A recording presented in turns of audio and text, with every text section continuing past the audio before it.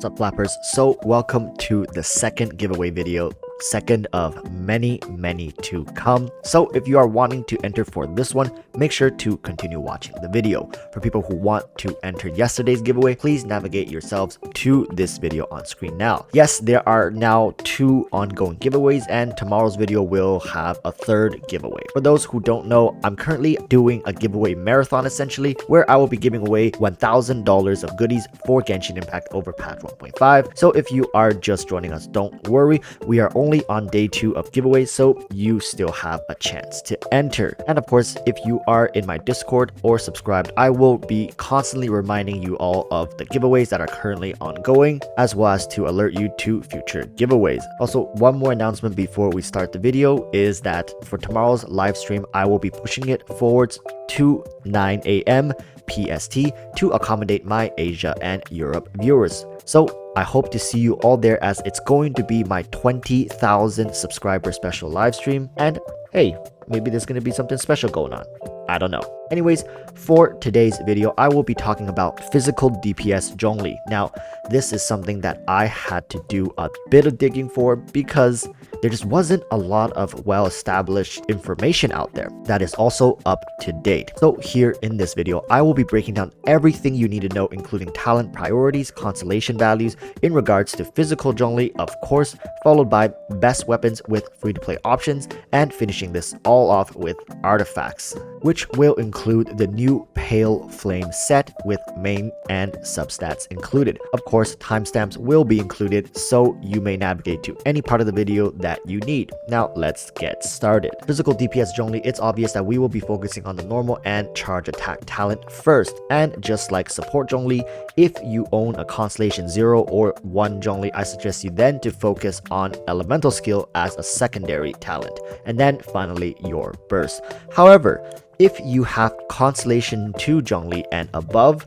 then I suggest you to focus on your burst skill as secondary after your normal and charge attack talent, and finally your elemental skill. For people who are confused as to why this is, it's simply due to Constellation 2 essentially giving you double the shield time and creates a situation where if you are over leveling your elemental skill, you will have quite a bit of wasted shields, causing over shielding, and that excessive amount never ends up getting used, which ultimately means you are just wasting resources and you will get more for them if you leveled up your burst instead. For people who only have Constellation 0 or 1 Zhongli, your burst does not give you a new shield, so you will need to beef up your elemental skill to make your available shield as durable as you can, and hence the reason for the 2 build options for talent priorities. So now moving into constellations, as I'll probably gloss over them here, as almost none of them are really directly beneficial to damage output when it comes to physical DPS Zhongli, but some are great to have nonetheless. Starting at Constellation 1, and surprise,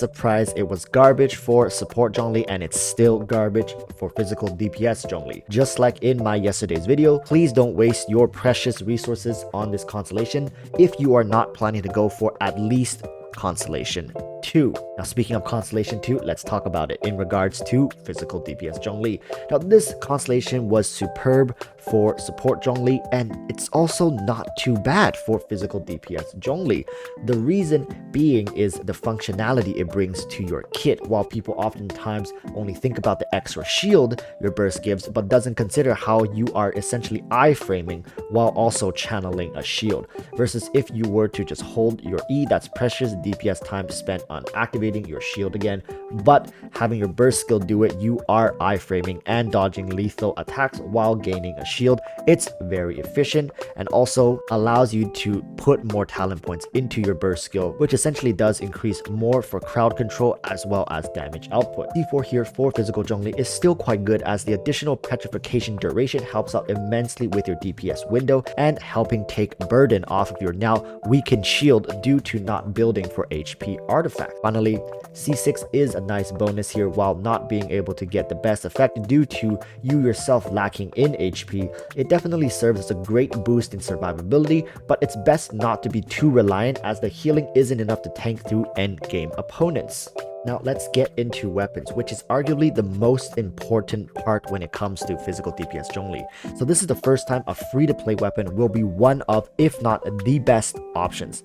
and that is the Crescent Pike. So from what I have seen and tested, the Crescent Pike is going to be the best option for physical DPS Zhongli, and the main reason is due to its skill passive, which after every time you pick up an elemental particle for the next 5 seconds, all your normal attacks will deal an additional damage equal to 20% of your attack. And this will be the additional smaller numbers you will see popping up when using the Crescent Pike. And it's quite substantial because Zhongli has an innately fast attack speed and animation, especially with his spear kick ticking for multiple hits. Besides the Crescent Pike, you may try the Black Cliff Pole as well, but do know it's substantially worse than the Crescent Pike. If you have a dedicated Liyue team and have the Lithic Spear, you may use it as well, but it's also very average and you won't get satisfying results even with a 4 Liyue team.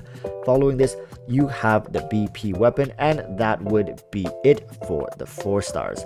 Apart from Crescent Pike, the BP would come in second, I'd say, and the other 2 are just stand-ins but really are suboptimal. Moving into 5-star options, they are a bit more forgiving, but the best of the best here is, of course, the Staff of Homa, while only barely losing out to the Crescent Pike. It's not a big enough difference to justify re-leveling a Crescent Pike though, if you already have a Staff of Homa, which just happens to be Zhongli's best in slot support weapon as well. So now you have this all-encompassing weapon for Zhongli. It's best to just stick with Staff of Homa if you already have it. Following this, we have the Jade Spear and the Vortex Vanquisher, with both being great options but inferior to the Crescent Pike. So yes, physical DPS Zhongli is extremely free-to-play friendly, and all it takes is a single prototype spear to drop for him to come online.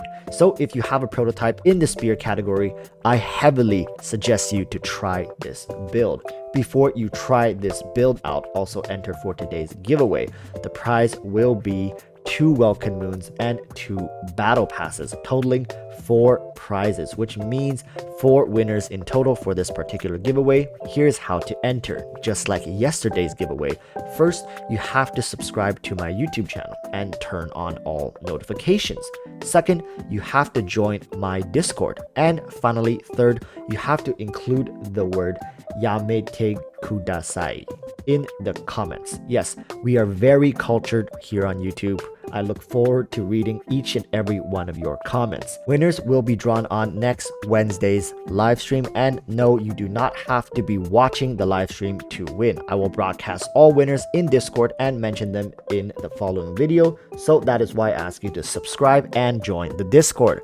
It's so you don't miss these notifications. So now let's talk about the artifacts. Currently, the best artifact to run for physical DPS Zhongli is the 2-piece Bloodstain and 2-piece Gladiator, and there are no alternatives.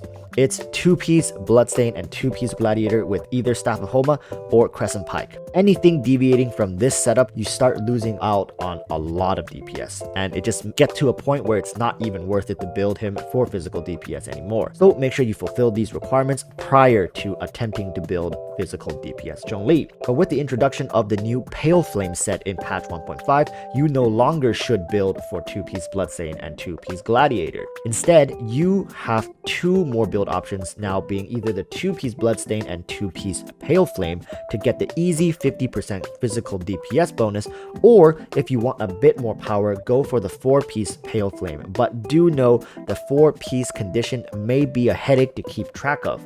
In the end, the 4-piece Pale Flame gives an additional 18% attack if you successfully stack the 4-piece effect, but the 2-piece Bloodstain and 2-piece Pale Flame is perfectly fine, as due to it being permanent, it can be argued it's better for some players who will not be constantly upkeeping the Pale Flame 4 set effect, which then you only have 25% physical damage anyways, so choose accordingly to how you would like to play, because both options here are viable. For artifact main stats, you should be looking for the attack percentage Sands, physical damage cup, and crit rate or crit damage headpiece. Artifact substats should be crit rate or crit damage, then attack percentage, followed by HP percentage, and ending with flat attack. And people, that's going to be it for this video. Thank you again for watching to the end, and remember to go enter the giveaway from yesterday's video right here on screen if you have not done so already. And I hope to see you all for my 20k special live stream tomorrow, where I will reveal my girlfriend. Yes, exciting stuff. So until tomorrow, where we will meet again, stay safe and peace.